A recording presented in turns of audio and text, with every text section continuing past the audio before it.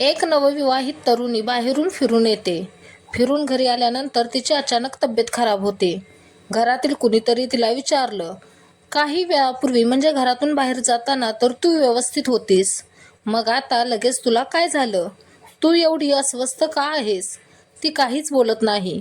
ती आपल्या रूममध्ये जाऊन झोपते. ती घरात आल्यापासून सतत रडत होती. घरच्यांना देखील समजत नाही की नेमकं काय कारण आहे ते. ते त्या नवविवाहितेकडे म्हणजे नवरीकडे जातात आणि तिला विचारतात, काय झालं? तू एवढी का रडत आहेस? पहिलं तर ती काहीच बोलत नाही. तरीही घरचे सतत तिच्या पाठीमागे तगादा लावून होते की, काय झालं आहे ते तरी सांग. ती जेव्हा त्यांना काही सांगायला जायची त्यावेळेस ती अचानक बेशुद्ध होऊन पडत होती. घरचेही विचारात पडले होते. आता त्यांना काळजी वाटू लागली होती. रात्र झाली तरीही ती रडायची काही केल्या थांबत नव्हती. तिच्या डोळ्यातील अश्रू थांबायचं नाव घेत नव्हते आणि घरचे काही केल्या नवरीला कारण विचारायचं थांबत नव्हते. शेवटी घरच्यांच्या जिद्दीपुढं नवरी जे काही सांगते ते ऐकून घरच्या माणसांच्या पायाखालची जमीनच सरकते. घरातील सदस्य एकदम शांत होतात. त्यांना काय करावं हेच सुचत नव्हतं. कारण नवरीनं जे सांगितलं होतं ते सत्य ऐकून कोणालाही समजत नव्हतं की आता पुढं काय करायचं. करायचं तर काय करायचं? त्या नवरदेवाला सर्व माहिती होतं की तिच्यासोबत काय झालं आहे. दुसरा दिवस उजाडतो. नव्या नवरीला तिचा नवरा धीर देतो आणि म्हणतो, तुला घाबरायची काहीच गरज नाही. माझ्या जोपर्यंत जीवात जीव आहे तोपर्यंत मी तुझ्यासोबत आहे. आपण दोघं मिळून ह्या प्रसंगाचा सामना करू. खरं तर त्या नव्या नवरीवर सामूहिक बलात्कार झाला होता आणि तो तिच्या नवऱ्यासमोर झाला होता. त्यावेळेस तर ते कसेबसे तिथून घरी आले. पण त्यानंतर जेव्हा जेव्हा त्यांच्या नजरेसमोर तो प्रसंग यायचा किंवा जेव्हा जेव्हा तो प्रसंग त्यांना आठवायचा तेव्हा त्यांना भीती वाटायची. त्यांना अजूनही असं वाटत होतं की हे सर्व त्यांच्यासमोर सध्या होत आहे. त्यानंतर धीर करून हिम्मत करून ते पोलीस स्टेशनमध्ये जातात आणि ते पोलीस कंप्लेंट करतात. जेव्हा ही गोष्ट सोशल मीडियावर येते, जेव्हा ही गोष्ट राजकारणात येते, जेव्हा ही गोष्ट वर्तमानपत्राच्या माध्यमातून लोकांपर्यंत येते तेव्हा लोक रस्त्यावर उतरतात आणि सर्वांनी एकच आवाज उठवला की ह्या अपराध्यांना, ह्या नराधमांना फाशीची शिक्षा झाली पाहिजे. प्रत्येकजण हाच विचार करत होते. प्रत्येकजण हेच बोलत होते की प्रत्येक महिलेला, प्रत्येक बाईला असाच नवरा भेटायला पाहिजे. आपल्या बायकोसोबत एवढा मोठा अतिप्रसंग झाल्यानंतरही तो आपल्या बायकोला न्याय मिळवून देण्यासाठी लढतो आहे. ज्याने एवढी मोठी गोष्ट झाल्यानंतरही आपल्या बायकोची साथ दिली होती. नंतरही तो आपल्या बायकोला न्याय मिळवून देण्यासाठी लढतो आहे. ज्याने एवढी मोठी गोष्ट झाल्यानंतरही आपल्या बायकोची साथ दिली होती. आजची घटना मध्य प्रदेशचा एक जिल्हा रिवा आणि रिवा जिल्ह्यातील गुर्र भागातील आहे. ह्याच परिसरात राहणारा एक मुलगा आणि एक मुलगी दोघं शाळेत सोबत शिकत होते. शाळेत शिकता शिकता त्या दोघांचं एकमेकांवर प्रेम होतं. कॉलेजचं शिक्षण पूर्ण झाल्यावर ते घरच्यांना त्या दोघांबद्दल सांगतात. घरचे देखील त्यांच्या नात्याला पुढे नेण्यासाठी तयार होतात. लग्न लावून द्यायला तयार होतात. लग्न होतं. लग्न झाल्यानंतर ते दोघे आनंदी होते. कारण त्यांच्या दोघांच्या मनासारखं सर्व काही झालं होतं. त्यांना जो आयुष्यभरासाठी जोडीदार हवा होता तो त्यांना मिळाला होता. घरचे देखील आनंदात होते. पण त्यांच्या आनंदाला कोणाची तरी नजर लागली. 21 ऑक्टोबर 2024ला नव्या नवरीच्या मनात येतं की कुठंतरी बाहेर फिरायला जाऊ म्हणून.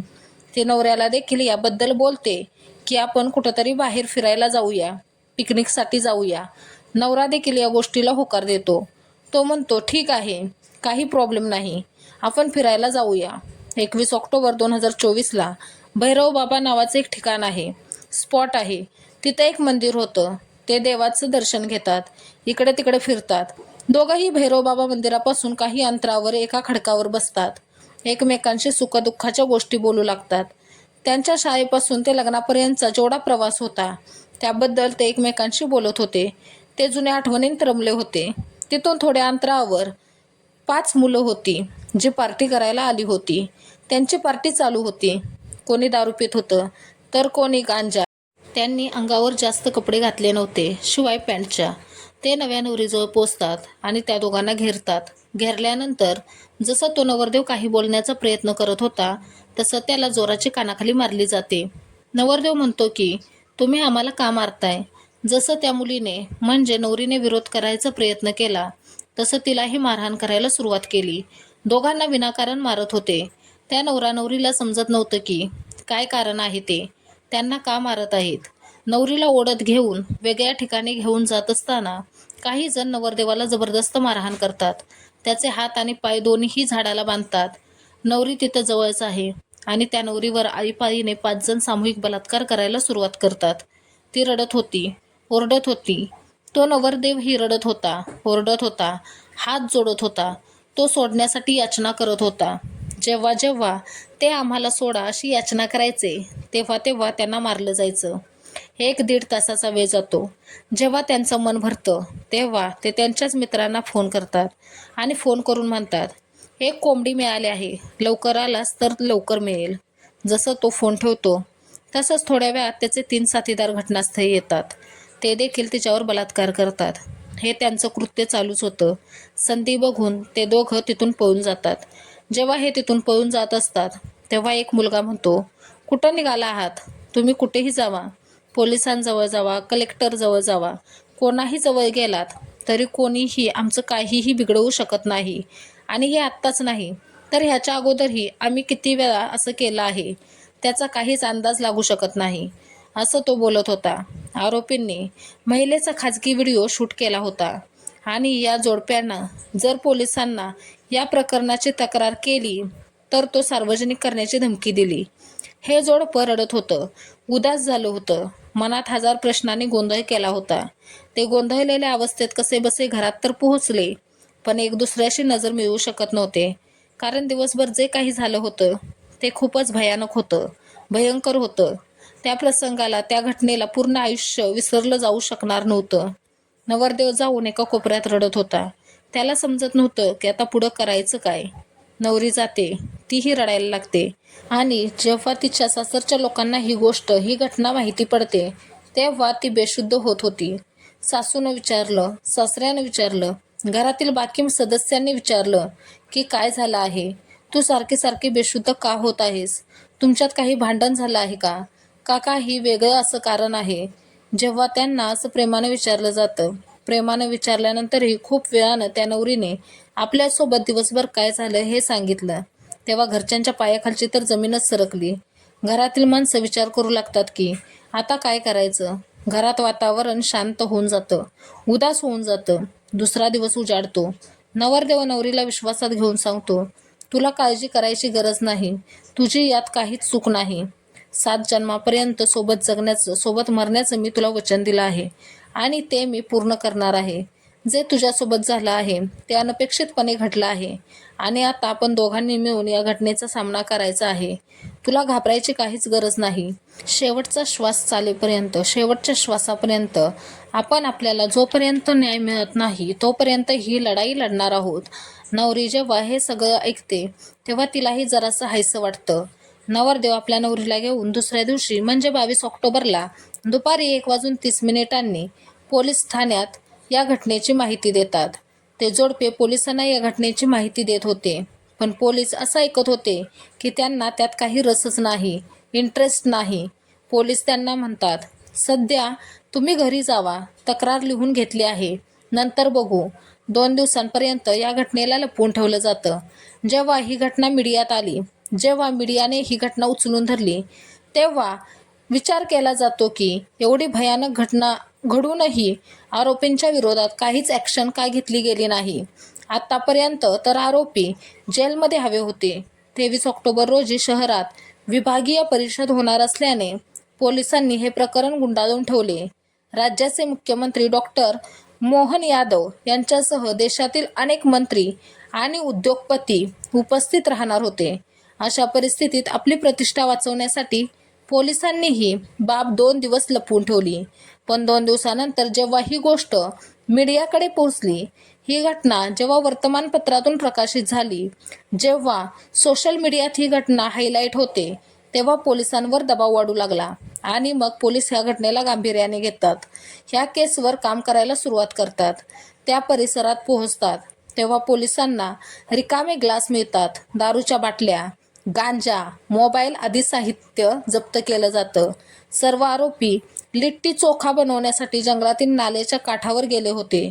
यानंतर पोलिसांनी आरोपींचा शोध सुरू केला. वेगवेगळी पथके तयार केली आणि आजूबाजूच्या परिसरातून 300 संशयितांना ताब्यात घेतलं.